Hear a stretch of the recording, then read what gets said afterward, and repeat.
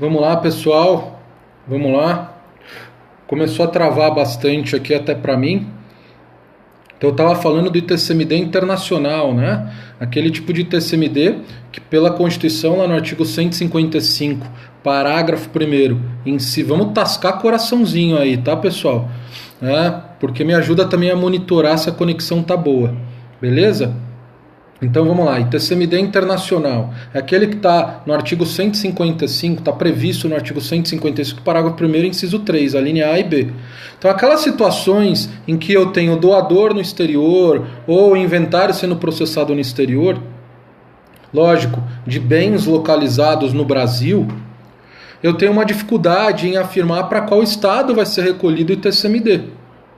Para qual estado vai ser recolhido o ITCMD. Então, por isso, sabendo dessa problemática, a Constituição previu a necessidade de a instituição desse ITCMD internacional pelos estados ser regulado por lei complementar. Então, haveria necessidade de ter uma lei complementar editada pela União, uma lei complementar de normas gerais, estabelecendo para qual estado deveria ser recolhido esse ITCMD. A questão é, a problemática surge exatamente devido ao fato de a União nunca ter editado essa lei complementar. Não existe essa lei complementar. E aí, qual é a questão que surge? Os estados podem instituir, mesmo não tendo no nosso ordenamento jurídico essa lei complementar, os estados podem instituir esse TCMD internacional no seu território e cobrar, consequentemente, esse TCMD. Aí surgem duas correntes, a corrente pró-fisco e a corrente pró-contribuinte. Na maioria dos temas polêmicos a gente tem no mínimo duas correntes, uma pró-fisco e uma pró-contribuinte. A pró-fisco é adotando a mesma lógica lá do IPVA. O IPVA não há uma lei de normas gerais para o IPVA e isso não impediu os estados instituírem o IPVA no seu território e começarem a cobrar o IPVA.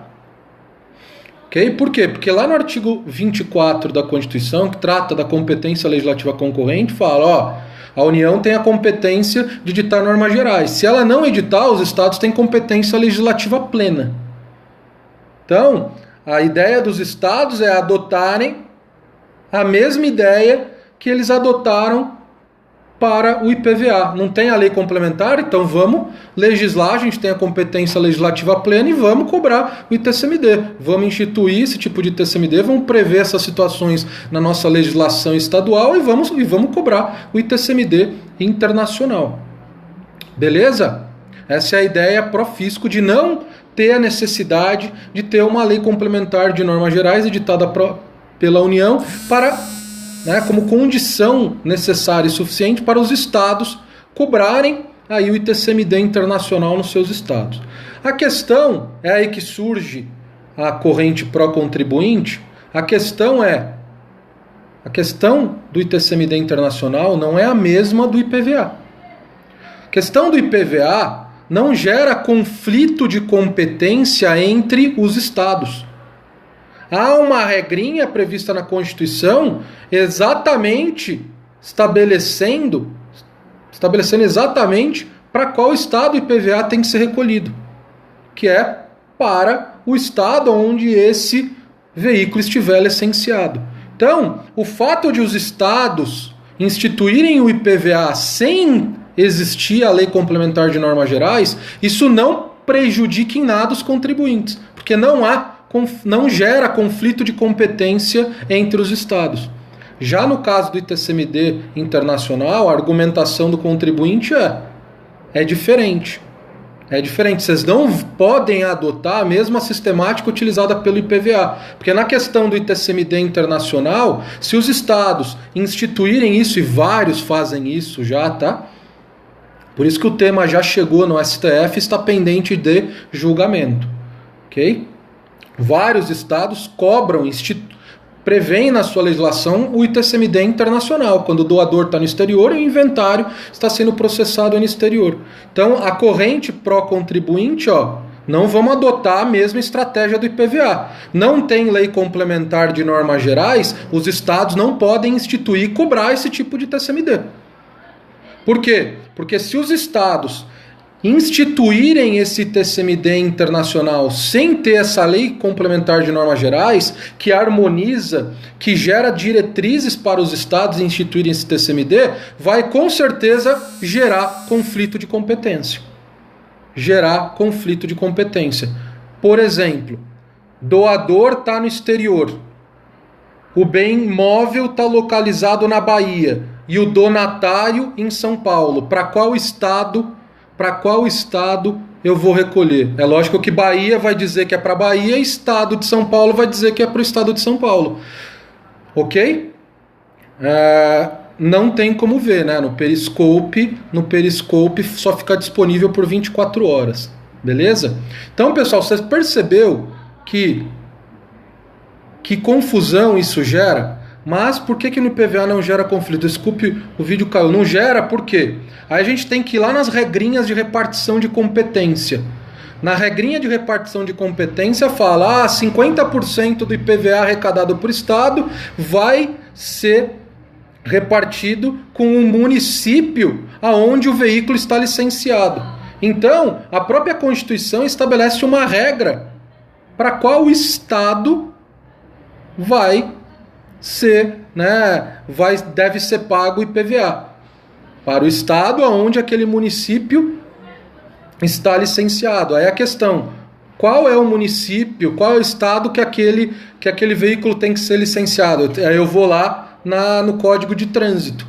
É onde é domiciliado aquele proprietário do veículo. Então eu sei exatamente. Mas tem proprietário que licencia seu veículo em outro estado, mas aí ele está fazendo fraude. Se ele está licenciando em um estado em que ele não tem domicílio, isso gera problema de guerra fiscal, não porque não está previsto a regra quanto ao local de incidência do IPVA. É porque gera fraude mesmo. Gera fraude. Porque tem estados que colocam alíquotas de IPVA menor e tem estados que colocam alíquotas de IPVA maior. Então você quer licenciar de qualquer forma o seu veículo no estado onde a alíquota do IPVA é maior. Aí eles vão lá, burlam comprovantes de endereço.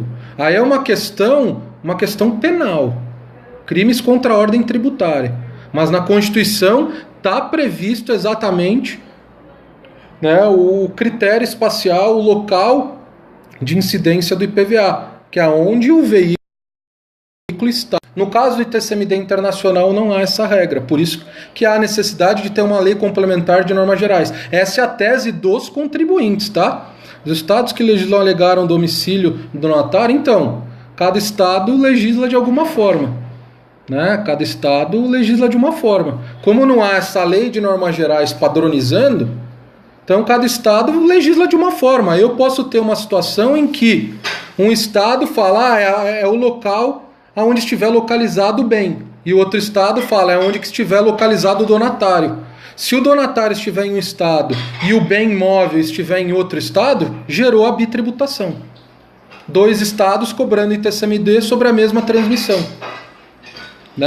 Então aí gera a bitributação, gera o conflito. Então, a tese pró-contribuinte, que nesse caso específico do TCMD internacional, há necessidade a necessidade fundamental de eu ter uma lei de normas gerais regulando isso. Se eu não tenho, os estados não podem instituir. Aí gera aquele problema, aquele problema de os estados ficarem independentes da legislação aí da União, do Congresso Nacional. Mas nessa situação, na visão dos contribuintes, é fundamental. Porque se não existir essa lei complementar de normas gerais, o caos se instaura. Ok, pessoal? Não há uma resposta, ok? De quem está certo e quem está errado. Isso daqui está pendente de julgamento no STF, mas é importantíssimo vocês saberem dessa polêmica. Porque uma hora vai ser julgado isso daí, e aí vocês vão entender a problemática que isso gerou. Se o STF vai encampar tese pró-fisco ou vai encampar tese pró-contribuinte. Beleza, pessoal? Entenderam aí? Alguma dúvida? Alguma dúvida? Entenderam a problemática aí do ITCMD internacional? Cada lei estadual define o contribuinte do ITCMD na doação. Se doador ou dona... eu não estou falando de quem vai pagar o ITCMD. Eu estou falando do local de incidência, né? Porque no CTN realmente, lá no artigo, se eu não me engano, no artigo 42 do CTN fala no imposto sobre transmissão, tanto para o ITCMD quanto para o ITBI. O ente tributante, o Estado ou o município, vai escolher qualquer uma das partes. Aí, pessoal, eu não estou falando de quem vai pagar o ITCMD. Aqui não é essa a polêmica. É a polêmica, qual critério eu vou utilizar para definir o Estado onde eu vou pagar o ITCMD. Por exemplo, numa doação em que o doador está domiciliado no exterior. Ele vai doar para um donatário que está estabelecido, né, domiciliado em São Paulo. Mas o automóvel está licenciado na Bahia, ele está localizado na Bahia. Nesse caso, qual é o critério que eu vou utilizar para definir o estado que eu vou pagar o ITCMD nessa doação? O local do bem ou o domicílio do donatário? Porque o domicílio do doador não pode, porque ele está no exterior. Então não posso, vai ser no domicílio do doador, como já define a Constituição no ITCMD interno, né? Quando eu tenho o doador e o donatário domiciliado no Brasil. Qual vai ser? Não sei.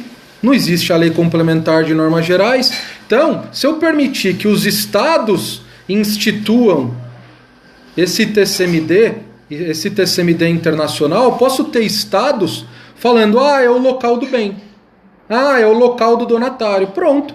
Se o donatário e o bem estão localizados em estados diferentes, gerou a confusão. Aí o estado que está localizado o bem vai cobrar o ITCMD e o estado onde está domiciliado o donatário também vai. Aí eu vou ter bitributação. Olha aí o conflito de competência se instaurando. Essa aqui... estou com uma dúvida, a polêmica para bens móveis, porque para imóveis, independentemente se o doador está no exterior, se o inventário está sendo processado no exterior, quando eu tenho um bem imóvel, eu utilizo como critério o estado onde ele está localizado. A polêmica aqui é para bem móvel, porque para bem imóvel é onde que o imóvel está localizado, porque o imóvel ele tem uma base territorial muito bem definida. Ele não sai andando por aí. O automóvel, sim, o dinheiro cada hora pode estar numa agência bancária, ações, títulos mobiliários, eles não têm uma base territorial definida. Já o bem imóvel, sim. Então, para bem imóvel não tem essa polêmica. Mesmo que o doador esteja domiciliado no exterior e o donatário no Brasil, se é um bem imóvel, não tem polêmica, né? Não tem polêmica. Ok? Não tem polêmica, vai ser para o Estado. Então, quem perguntou aí o que responde na prova, se né? O Silvio está aí na transmissão, não vi? O Silvio está na transmissão? Para não ter bitributação, aí é uma questão de bitributação entre dois países, né? Aqui a gente está tratando de uma lei complementar para resolver a bitributação, para resolver a bitributação entre estados da mesma federação. Entre países, aí precisaria de um tratado internacional. Para a prova, não nenhum direito tributário. Pode a gente perguntar. Exatamente, o Rafa falou um tema que é interessante. Como há essa polêmica e o STF não decidiu ainda, eles não vão entrar na polêmica se há necessidade de uma lei complementar ou se não há, se os estados podem exercer aí sua competência legislativa plena. Não vai poder entrar nesse mérito porque não está decidido ainda. Mas uma prova de legislação para o estado que instituiu o ITCMD internacional, está lá na lei do ITCMD Qual é o critério utilizado quando o doador está no exterior ou quando o inventário está no exterior? Você vai considerar a legislação correta. Porque numa prova de legislação, principalmente de fisco estadual, você vai considerar a verdade absoluta que está na legislação. Já numa prova de direito tributário, eu acho difícil entrar nesse mérito. O que pode perguntar é se há necessidade de lei complementar, se é um tema reservado à lei complementar. É um tema reservado à lei complementar, a regulação da instituição de um ITCMD cujo doador está no exterior ou o inventário está sendo processado no exterior. Então é um tema reservado à lei complementar. Não tem a menor dúvida, isso não é polêmico. Então isso pode ser cobrado em prova e isso é realmente cobrado. É exatamente isso. Né? Então é isso daí, pessoal. A gente tem essas duas correntes, não está definido ainda, mas é bom vocês terem uma noção, né? Terem uma noção da problemática desse ITCMD internacional, que muito pouco é abordado aí nos cursos, nos livros. Ok? Então, era isso que eu queria falar para vocês, né, na transmissão de hoje. É um tema importante. No ITCMD, você está falando isso. Chega em alguns casos a 40%, né, principalmente a transmissão causa mortes. Mas lá eles diferenciam a alíquota, as isenções, o quão próximo é o herdeiro do de cujus. Porque lá eles têm uma diferenciação, tem um estudo principalmente relacionado à capacidade contributiva. Se o herdeiro é próximo do de cujus, está recebendo essa herança, ele está demonstrando uma capacidade contributiva menor do que se é um primo de segundo grau. Aí tem, acho que é o Piketty que fala disso, que a herança para um primo de segundo grau, que é distante do de cujus, para ele é praticamente uma loteria.